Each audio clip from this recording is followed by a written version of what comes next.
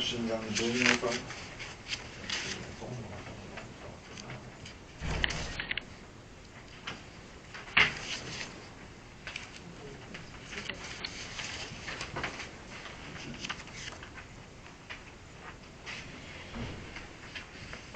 All right. Actually, were these, there's a couple jumps in the numbers in the electrical permits.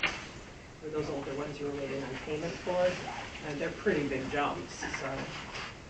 Well, the 1829 was an additional to it.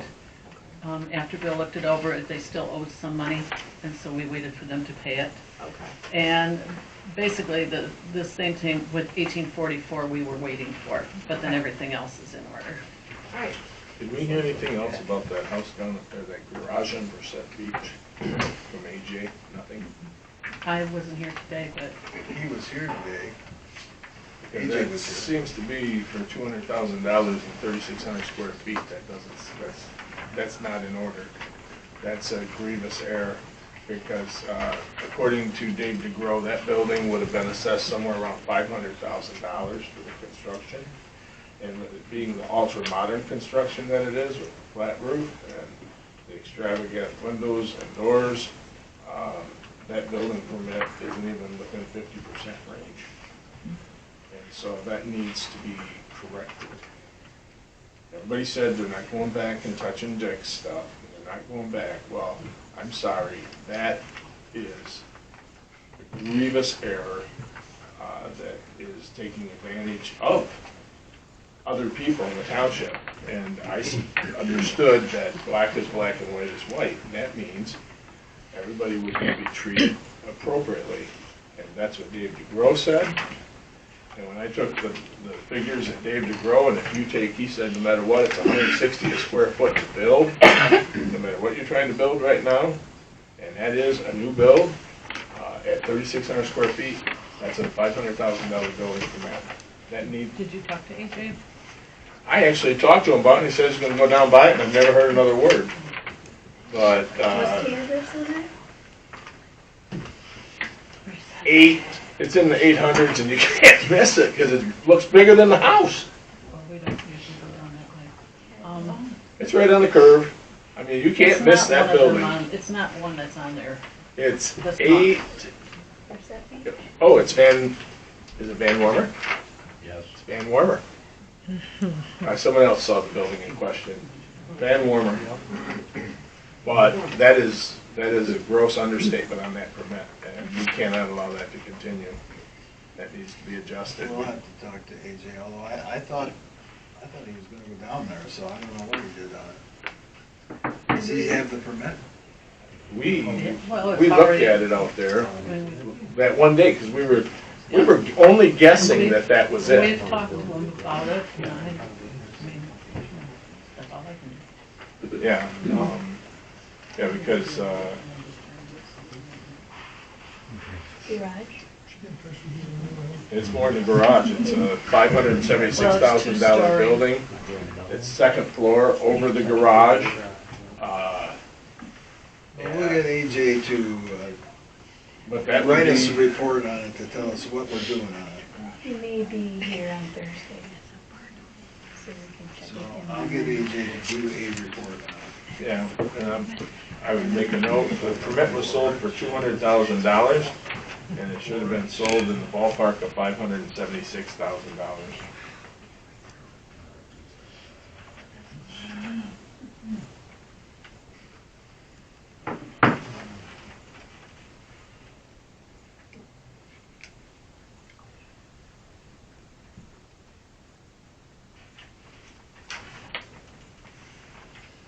And there was supposed to be something done with that property on 2 Mile Road about a mechanical permit and an electrical permit. The house that was raised 5 blocks high, and that was brought to AJ's attention. Nothing else has been heard about it, but when you raise a house that much, they put in a mechanical system, and you can tell, because now it's got pipes coming out of the roof that were never there in previous pictures from Mr. Sabias. As well, when you raise a house that much, you have to deal with the plumbing and the electrical. It was all had to be upgraded. You can't raise it and have the floor drop and this wall drop, and not having to, and that was something that Dave DeGros said the appropriate permits were going to have to be issued in reference to that specific property. So the last time this came up, we had talked about the fact that they'd have to get an occupancy permit. Has there been an occupancy permit issued for that house on 2 Mile? I don't know. I have not I seen don't one. know. Yeah, nobody knows. Someone's living there. Yeah, so either somebody's living there without an occupancy permit, or somehow that squeaked through even though there was never a mechanical or an electrical. Remember, we talked about that when Dave DeGrove was here when we had that meeting way back when. I wasn't here that day, I was in Cleveland. I'll ask him to do a report on both of them, so we got him to know what. So with those two modifications, we'll accept the building permit, or building Report, well, report. we have to do zoning blight report first for communication. Right, there's no zoning noise report, I didn't do one. Were there any citations issued since the last meeting?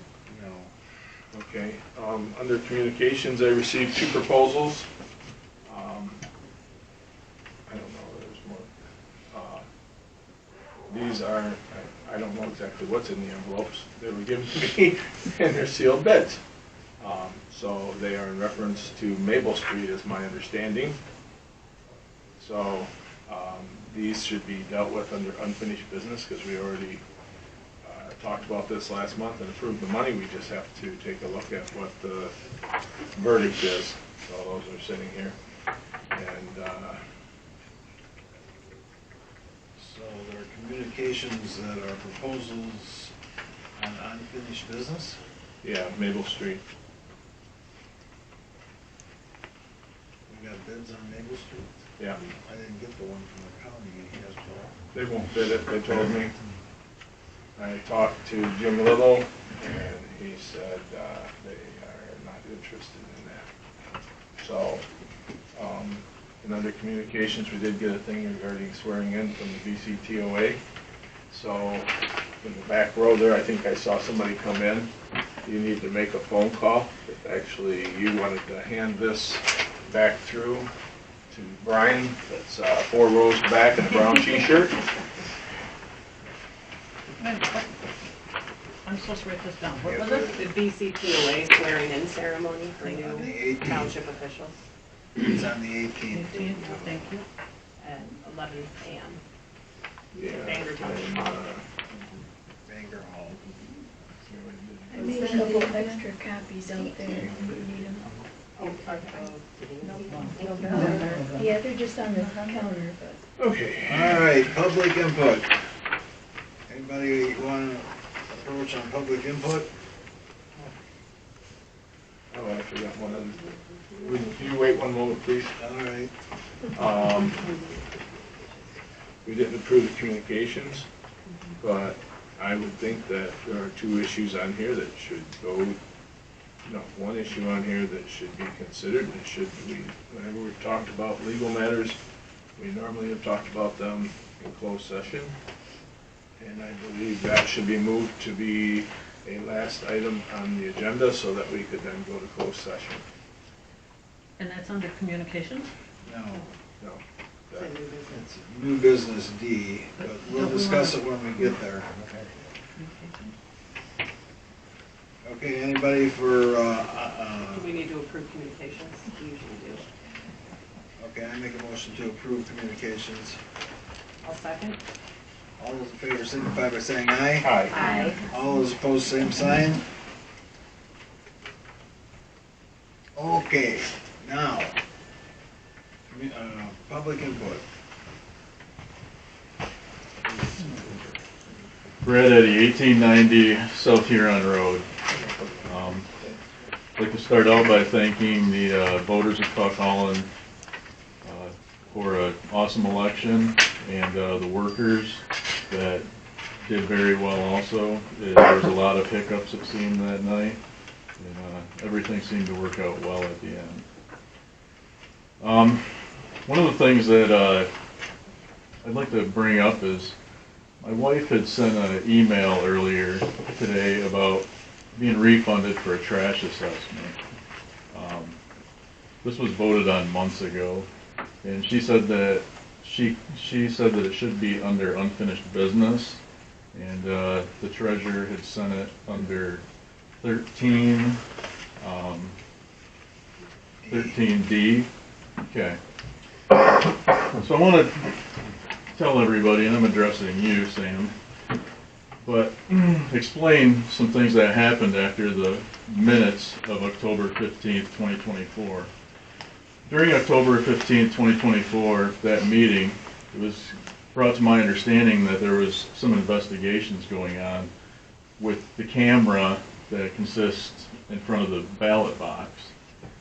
Now, I had never looked at any of that. When I got home, I looked on the Facebook page that's out there called Holland Township Meetings and seen this footage. Now, when I seen this footage, I was like, huh, I'm going to put a FOIA in for some previous dates. So, this is the FOIA that it says, Dear FOIA Coordinator, and this is on the 16th of October.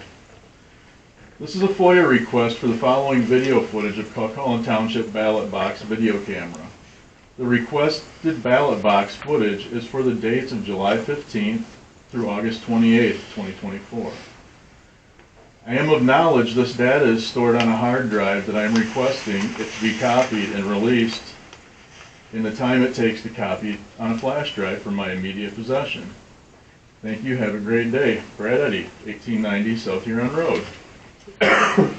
So the problem that I have is on October 16th this happened, where I requested this information. On October 17th, the supervisor took it upon himself with the now, it looks like, resigned Smith and Brooker, and filed a garnishment against me and my wife's bank account, froze all our accounts. So, I'd like to make this known that this was just before the election. Before the election, everybody. So, I have a major problem with it. We have had so many different difficult things happen in this township, and we have had Sheriff's Department investigations. As a matter of fact, we have a professional witness in the hallway, a Sheriff's Department deputy. I feel that, thank God, that 2 people here got retired. And I hope you guys enjoy it. And I hope that you guys enjoy watching what integrity does from this point on. Because that's what you're going to see happen here. You're going to see stuff that's honest and truthful and transparent. And what's happened to my family over the years, there's a person who retired, the treasurer, that I cannot wait to see her gone. Because she's been a part of the hardships with my family for a long time. And I can share some affidavits that are downright lies that she signed. So, just so everybody's aware of the game that is about to be played by the lame duck board.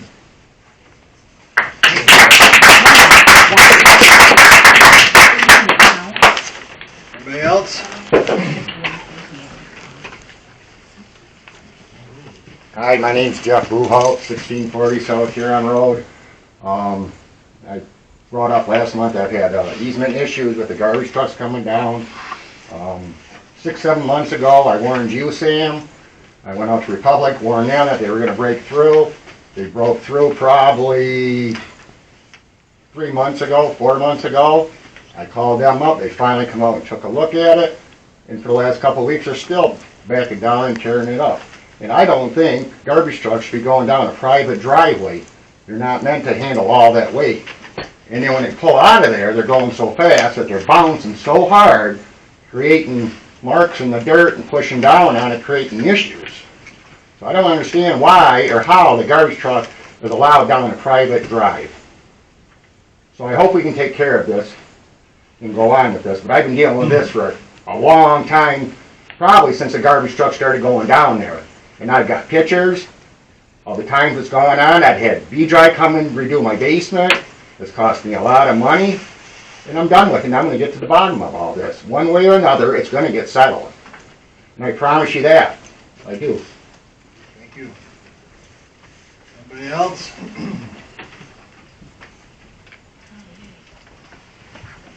Steve Gray, 3350 Barnett Lane, Bangor Township. I'm a former Beaver Township supervisor. I spent 16 years on that board. This year I have worked on fighting green energy the entire year. I'd like to thank this board for the action you folks took about a month or so back. We appreciate you joining the fight.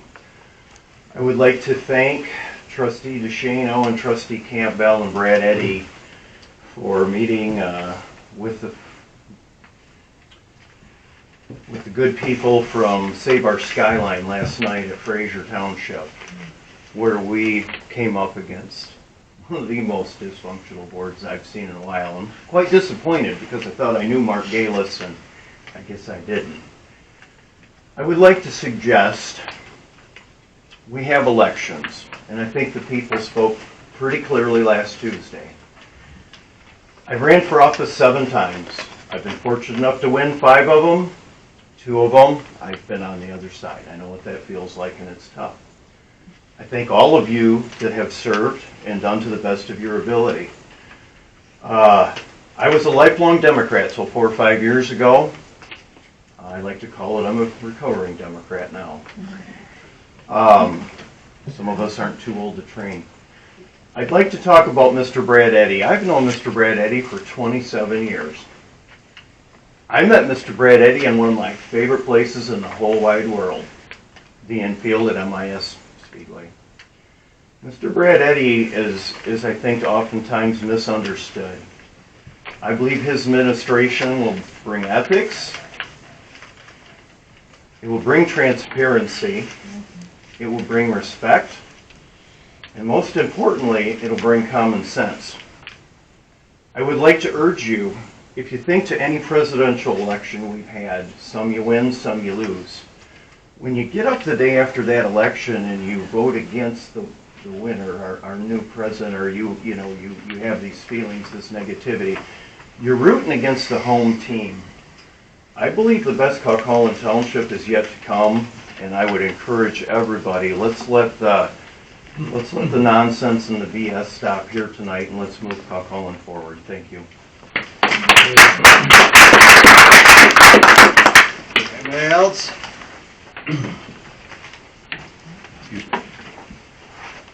Ron Penix, 53 South Linwood Beach Road and 43 South Linwood Beach Road. I would like to apologize to whoever I scared so much they called the cops on me. I've lived here in 30 years, paid taxes on 2 pieces of property, paid garbage assessments, paid the Linwood Metropolitan Water District, $33 per month per house for 30 years. I've never done nothing wrong in this township. I was done wrong. There was a variance made that required 20-foot setbacks between the buildings on those properties. A variance is not supposed to be made without going through the Zoning Board of Appeals. The head of the Zoning Board of Appeals said if it went to his desk, he wouldn't have approved it. What happened next to my house would have never happened. So yes, I said people are going to pay for what happened to me, but it's through the legal system. It was never meant to threaten you. So, I know that, calling the cops on me was a way of bullying me or whatever you felt you did, but, good for you. I'm glad that's what changed me. Anybody else? Okay, hearing none, we'll move on. So we'll go down to new business. Unfinished business, right here. Who do we Put have? that Maple Street. Yeah. On Maple Street, we were trying to get people to bid because Maple Street grew over. It's a street. There's parcels there that if that person had to sell them, they cannot legally sell them because the road has not been maintained. So last month we said we would get bids, and I did. Actually, we walked every inch of street in that village. We measured every single street.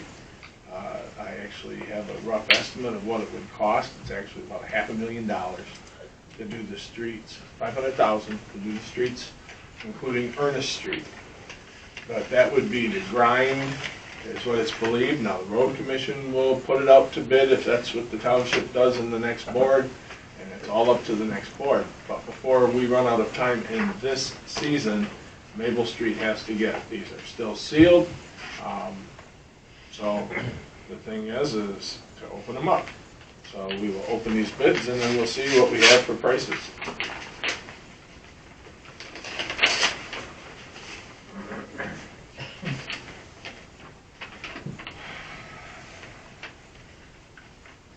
Smith line striping and seal coating. The street would be to remove the grass to be excavated 6 inches deep from the soil from the job site. Grade compact fill 6 inches of 23A limestone. This says $7,900. The name of the company again, please? Smith line striping and seal coating.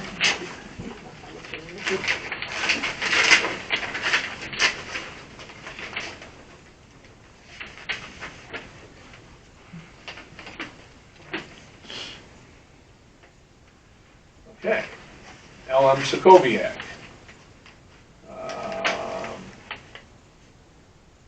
Excavate the entire area where the gravel is insufficient. Compact the area with the vibrator roller.